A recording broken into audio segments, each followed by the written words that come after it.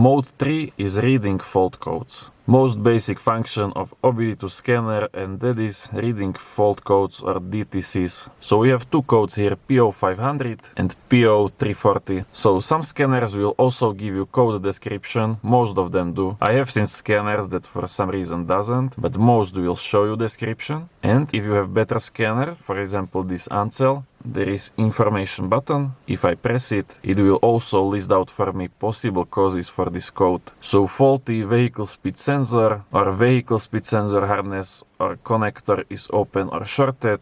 There might be vehicle speed sensor circuit poor electrical connection or faulty engine control module. So just like that, I have 4 possible causes for my code. You never want to rush. For example, this PO500 for vehicle speed sensor. Don't rush to replace the sensor or any part, because for each code there could be multiple causes responsible for your issue.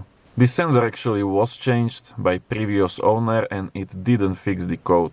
Now also the live data are acting weird on this vehicle and I am suspecting that there is ECU failing. Okay, for every trouble code there are some general rules applying. First letter P as powertrain, that are faults in your engine, transmission and every system that is responsible for moving your vehicle. Okay, let me show you in the DTC library. You can have P, you have C as chassis, those are the faults mainly about your ABS, brakes and power steering. You can have B as body codes. Body codes are used for components in your vehicle's interior, basically anything that is in your interior, seat belts, airbags, and then you have U codes. That stands for network codes, and they will display if you have any failing communication between your different control modules. Okay, this first number, it will be either 0, 1, 2 or 3. If you see 1, that means that code is specific for car brand. So for example, P1400 can have different meanings for different car brands. That is up to each car manufacturer to set meaning for these codes that start with 1. On the other hand, if you see 0,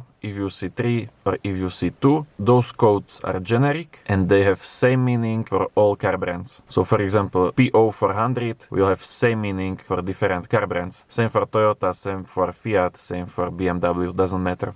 If you have powertrain code, this next digit also can specify you the problem, actually area of the problem. The 0, 1 and 2 are about your air and fuel mixture, 3 is ignition, 4 is exhaust systems, 5 is idling, 6 is your engine control module or powertrain control module, and 7, 8 and 9 are related to your automatic transmission if you have one. If you see A, B and C, those codes are usually related to hybrid problems. So you will see this only on hybrid vehicle. Okay, then when you check those codes, there are different types of fault codes. Mainly you have confirmed code, or also called current codes. This is confirmed code as well. And to understand that, there are also pending codes. Okay, you have few different types of OBD codes. You have pending codes, you have confirmed codes, historical codes and permanent codes. Basic codes are confirmed. The fault is already confirmed by your ECU. You have Decode. Then you can have pending codes, where ECU detects some kind of the problem, but decide to not set the code yet, unless the problem will repeat. To see if you have any pending codes, some scanners, when you read the codes, will show you what is that code. But if your scanner doesn't show that, like mine, you can go check your readiness status. See, and in top right corner you can see CT DTC, there are current DTC, and PD DTC are pending codes. So I don't have any pending codes. Okay, so pending codes are not confirmed yet. When they are confirmed, they become current or confirmed code. Then you also have permanent codes. Permanent codes will be there mostly when you have some damaged wiring and there is none voltage going in your engine sensor.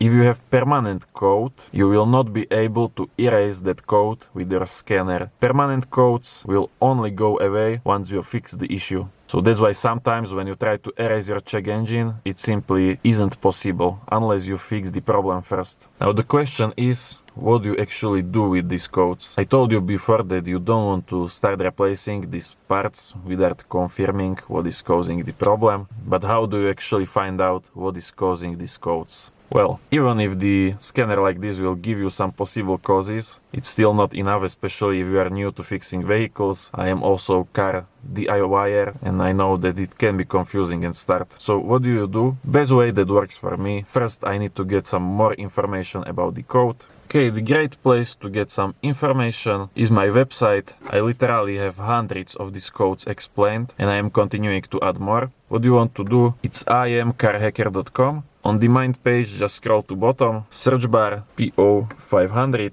press search, open article, and you will get complete guide explaining you the code. It will list possible causes, it will give you diagnosing guide, and also what I am doing for each code, some real experience from real mechanics, to see how they go about solving issue like I am having. Okay, so first find out more about the code, and secondly, to be honest, most of the times you will read for example, you read my guide or another guide on internet, you will get to certain car parts that you need to test. Some car parts you will be able to test with your scanner by using other OBD modes or even advanced if you decided to buy more advanced scanner. But sooner or later, if you want to be able to precisely diagnose faults, you will need to start and learn how to use digital multimeter. Okay, in this case, vehicle speed sensor. What I want to do to see if the sensor is bad or good, test the resistance, test if there is voltage going in your sensor. You will fastly know if the sensor is good or bad. So what you actually can do, simply when you get vehicle speed sensor code and you are not sure and there are no other modes on scanner that you could use to determine issue, what you can do is simply order that vehicle speed sensor online, put it in your vehicle, and if it doesn't fix the issue, you can simply return it. Most of the countries have this return policy. What you order online you can return in maybe 1 or 2 weeks. So you might lose some time while fixing the car, but at least you won't lose any money.